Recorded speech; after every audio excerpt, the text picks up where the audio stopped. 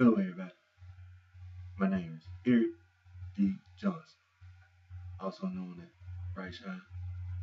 I live here in Memphis, Tennessee, Shelby County, and today is early Monday morning, March 24th, 2014, and the time is 2:25 a.m. And on this video, I'm going to put Sunday's date, which will be March the 23rd of 2014. I want to say, first I want to say thank you to all my fans and my supporters for all your encouragement. As I've been saying in my previous video, that the year 2014 will be the year that I will be initiating my entertainment music intentions. And I just want to thank you for all your encouragement, and you will not be disappointed. And I'm not going to be very long in this video. And a few things I want to talk about that I've seen in current events in the news. First, we got this missing airline, Malaysian Airlines. Still looking for that airplane, still searching. We also have many numerous conflicts, wars around the world. We're hoping that all these conflicts and wars can be resolved peaceably, and that the people that are involved in these wars and these conflicts can be able to recover and be able to restore their lives, and that those conflicts and the wars don't spread to include others. Like I said, there are three things I want to discuss on this video. And one thing that caught my attention in current events that was in the news, because I do have a Tumblr page, tumblr.com. And Al Jazeera America, I seen an article, and also Breaking News had the same article. It was about the preschoolers, and it was about the black children in the preschools being suspended from preschool. 1-year-old, 1-year-old, 2-year-old, 3-year-old, 4-year-old, in some cases 5-year-old, in the preschool being suspended. And the Department of Education gave a report, and it said black preschoolers more likely to be suspended. Black students are more likely to be suspended from U.S. public schools, even as tiny preschoolers. See the racial disparities in American education, from access to high-level classes and experienced teachers to discipline, were highlighted in a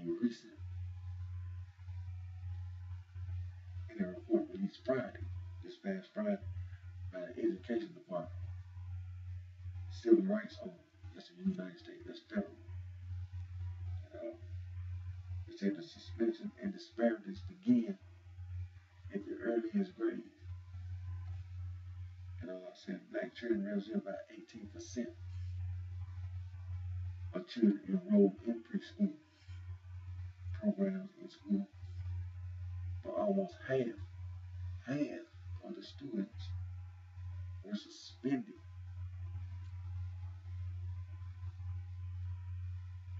more than once, not just one time, more than one time. The report said 6% of the nation's district preschool reported suspending at least one preschool child at the preschool. You talking about you talk about the terrible two. When a child turned 1 year old, they had to get potty trained, and then you turn 2 years old. Then you go to the 3 and the 4, the toddlers, and they in the preschool. So these little black girls and boys in the preschool being suspended. Understand? But they're saying that there's a disparity in the suspensions because they're seeing more of the African American black children that are enrolled in these preschool daycares, and they the ones getting suspended not just one time, but more than one time. That just took me when I was, like I said, when I told the thing, I just happened to see it. It got my attention. Preschool, I thought about when I was in kindergarten. And being suspended. Man, that just took me. I'm talking about in daycare, preschool, 2 years old, 3 years old, 4 years old, get a suspension from school. Like I said, that was in Al Jazeera, America, and also that was on Breaking News. And I seen another report that got my attention by I'm a veteran. You understand? I'm a United States Marine, honorable discharge. And there was a story that got my attention.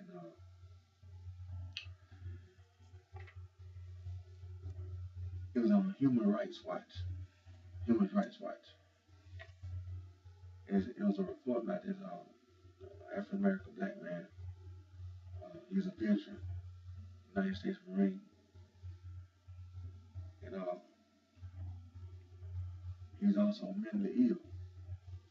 He had being treated for mental illness. Up there in the New York, state of New York, up there in the New York area. And he got put in jail. Up there in the Rikers jail. Up there.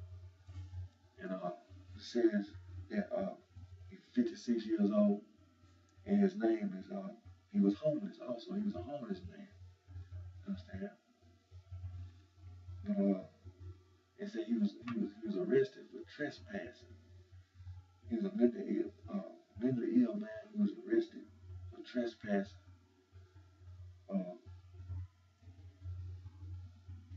And his name was Jerome Murdo.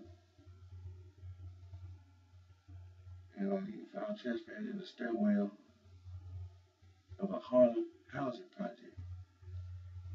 So it was in the month of February, and it was wintertime, it's cold, freezing, the temperature very low, cold outside, it's freezing. The New York City Police Department, they locked him up. They arrested him and locked him up in Rikers jail. And they say he was found dead because even though in the month of February, what happened was they said it had some type of equipment failure, and also he was on medication for his mental illness. He was taking anti-seizure drugs and medication, and he was taking antipsychotic medication too. And they said they could have possibly affected his body temperature and caused his temperature to rise because when he was in the jail cell, they said that the temperature in the jail cell got so hot that it literally baked him to death because the vents was closed, the equipment, some kind of equipment failure with the ventilation system.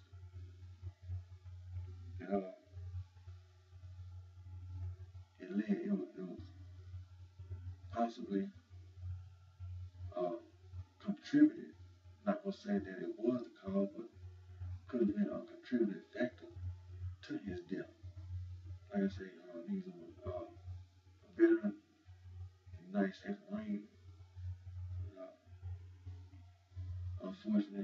that he was a mental, he had a mental illness. He was being treated for his mental illness, and he was also a homeless. He was homeless, and unfortunately, he died in this manner. And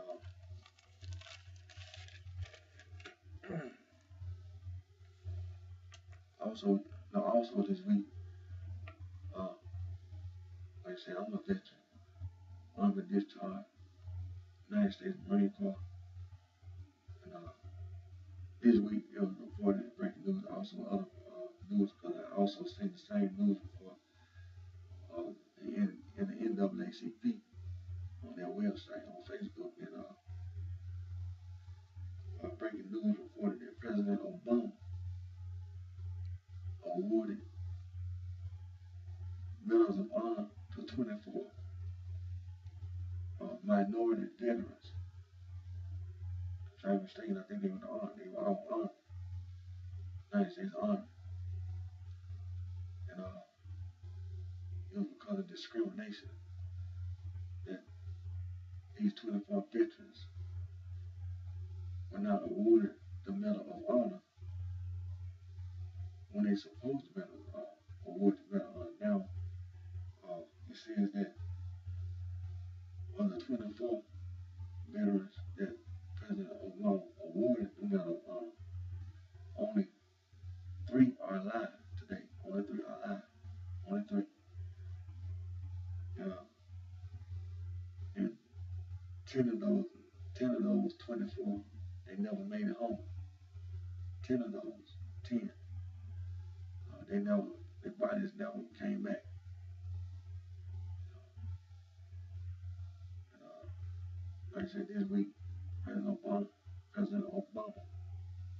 awarded all 24 the Medal of Honor. And also this week, the United Nations had many several activities that to bring awareness to some issues that are very important to everyone on the planet. You know, Thursday, March the 20th, 2014, the United Nations celebrated International Day of Happiness, and that's not something that you should take lightly, because there are many people on this planet that are suffering from, like I just read this story, mental illness with the man who was incarcerated. There are people who are suffering from, you have many elderly people who suffer. When you get old, sometimes your loved ones don't care about you. You get put in nursing homes, you don't get the care you need. You have many people who don't have life insurance, don't have health insurance. You understand? You have many people who don't have a home to live. They are homeless people. You have many people who don't know where their next meal will come from. You have many people who don't have enough clothes to wear.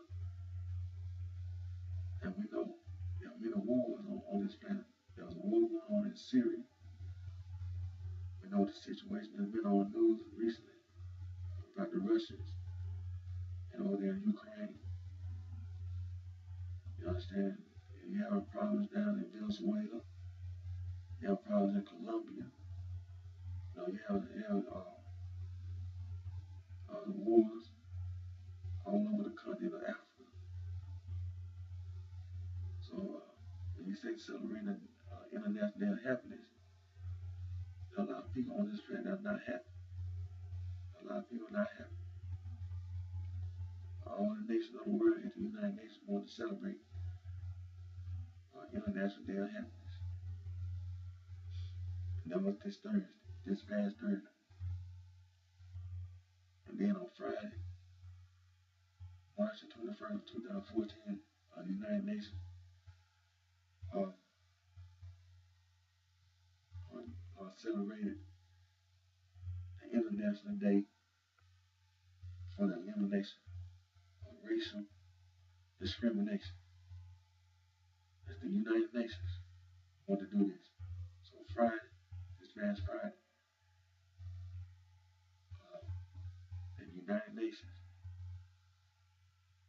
celebrated International Day for the elimination of racial discrimination. Because of your race, there's one race. You know, you can't be in your own race and discriminate against your own race. Because then there'll be other factors involved. You understand? But when you say racial discrimination, you understand that means that if because of color of your skin, you got one group, you know, that we refer to like a red, a group of people that you consider a red race, I guess. And then you got a yellow race, white race, black race, brown race. Understand? And all five of these different colors, skin colors, discriminate against each other because of the color of your skin. What does it mean to discriminate in that context? It means to deny your civil rights, your human rights. It means that if you apply for a job, in order to get a job, someone to work, to earn income, to support yourself, because of the color of your skin, the person that you interviewed for that job is one color. And when they see you, they deny you that job because you're not the same skin color as the person that's giving you the interview. Just say like me sitting there in front of you, and then you come in front of me, and when you see my skin color, you come in front of me applying for a job. Your skin color different from mine. Your skin color white, red, brown, or yellow, and you don't look like me. So I deny you that job because your skin color not the same as mine. Not just a job or deny you benefits that you're entitled to because of this color of your skin. Deny you entry to school. You can't get enrolled in school because of the color of your skin. You can't go to certain places because of the color of your skin. Understand? So this is what the United Nations did on Friday, this past Friday, March the 21st of 2014, International Day for the elimination of racial discrimination. And Saturday, the United Nations recognized that there needs to be emphasis worldwide about the water. Water is a necessity for every human being, and not just for every human being, for all life on this planet. The plants, the wildlife, you understand? You know, the animals, the fish in the water, the ground we walk on got to have water. Everything on this planet has to have water. And it's important that we as humans preserve our water and we conserve our water for us as humans to continue to exist. And Saturday, March the 22nd of 2014, World Water Day. it's an economic issue. That it's important that you save water for energy. And for energy, we have to have water. So we need the water. We need water. And we got to keep it clean. We can't be dumping nuclear waste in the water. We can't be dumping human waste in the water and not clean it.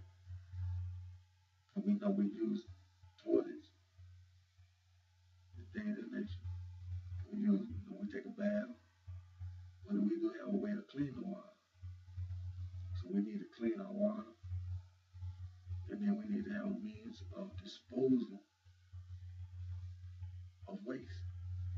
And dump it in the water. So Saturday, United Nations want to make sure that on Saturday, March 22nd of 2014, World Water Day.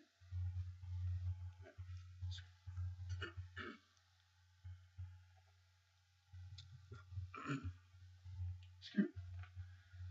And Sunday, March 23rd, 2014, World Meteorological Day. Very important day about the climate, just like the water. The climate. We've been having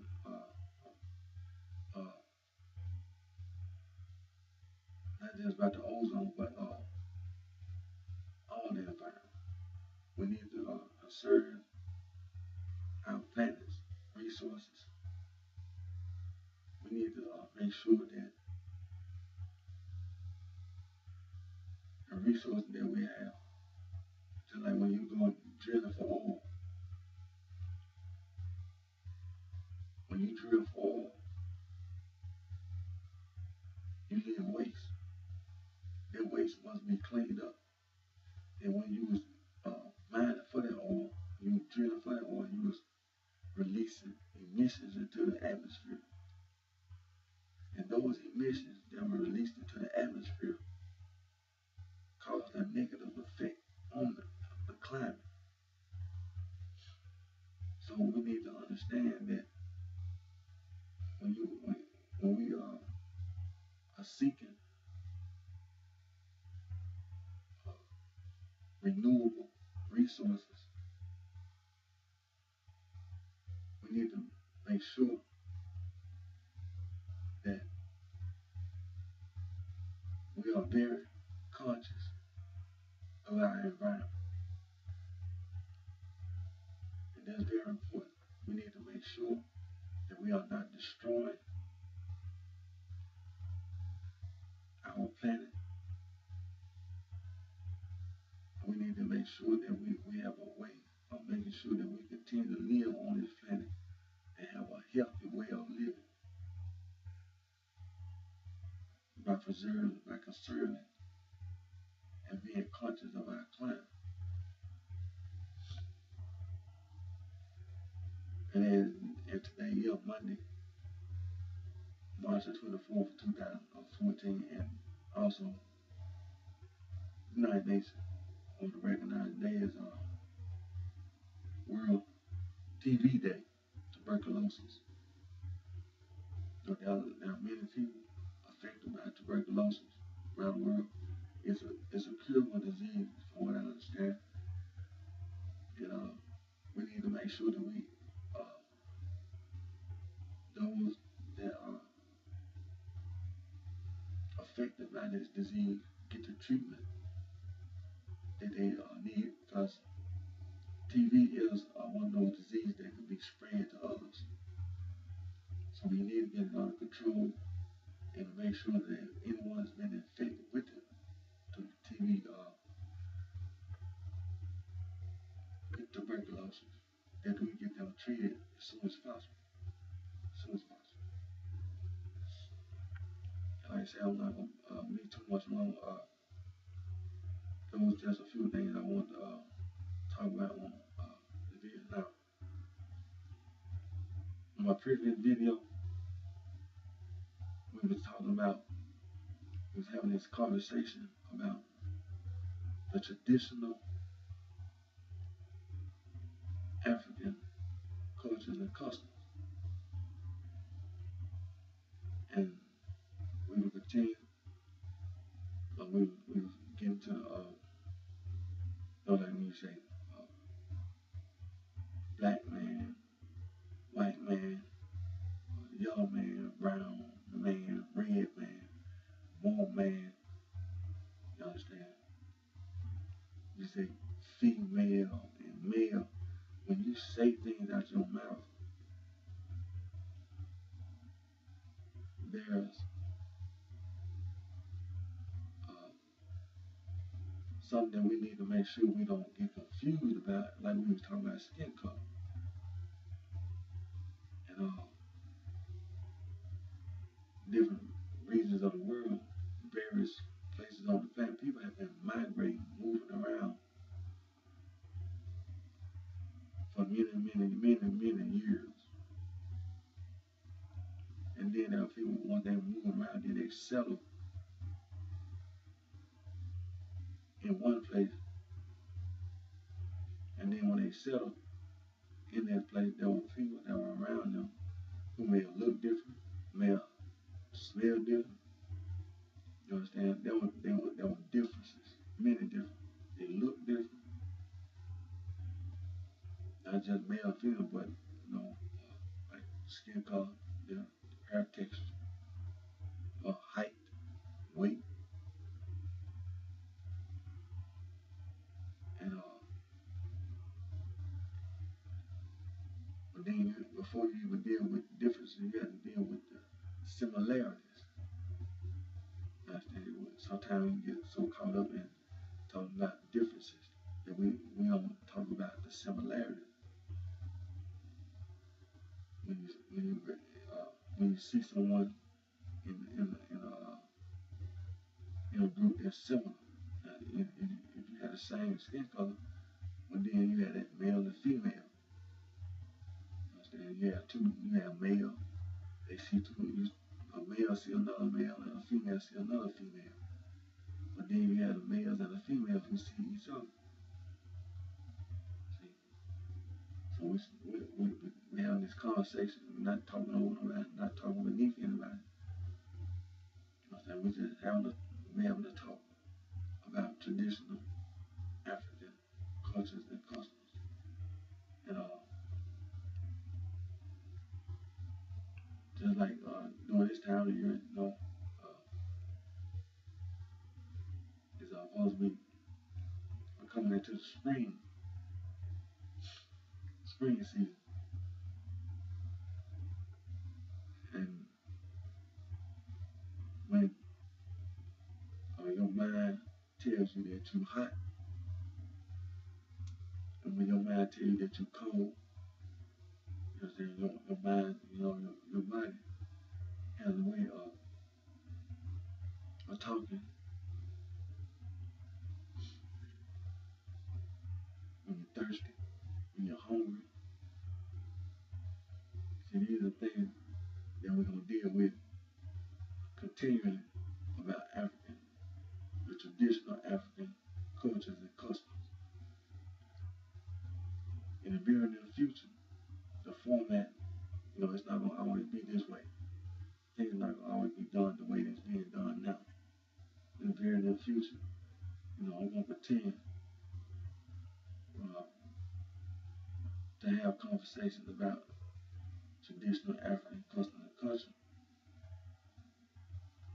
because it's very important now to me, but to a lot of other people. And like I said, the format not going to always be this way. What other people do and don't do don't have anything to do with me. But like I said, that's what I'm going to pretend to do. And not just about traditional African customs, cultures and customs. On my previous video, we were talking about street gangs. Talking about the local street gangs, what they call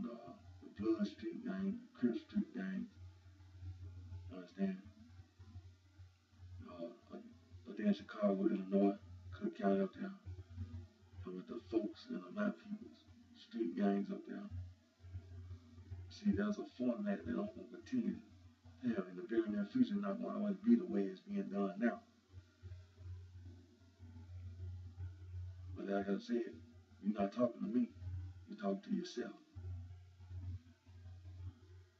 You know, the sorority, the fraternities. We know the background on sorority and fraternities. Now, now I conversate about it in this format. But in the very near future, the format gonna change. It's gonna get a lot. It's gonna be better than the way it's being done now. Like I said, what other people do or don't do don't have anything to do with me. But that's what I'm gonna continue to do. The Freemason, secret society, all that. What other people do and don't do don't have anything to do with me. But what I do, like I said, in the very near future, the format, the method, the way it's being done now, not gonna be done that way in the very near future. And excuse me,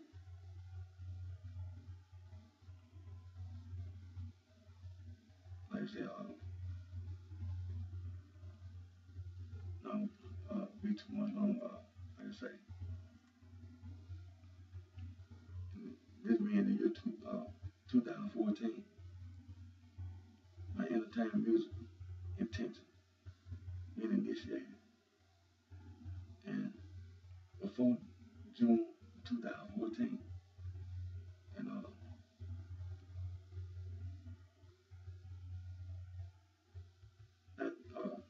not that I'm not doing that, but I am doing things now. But like I said, before June 2014,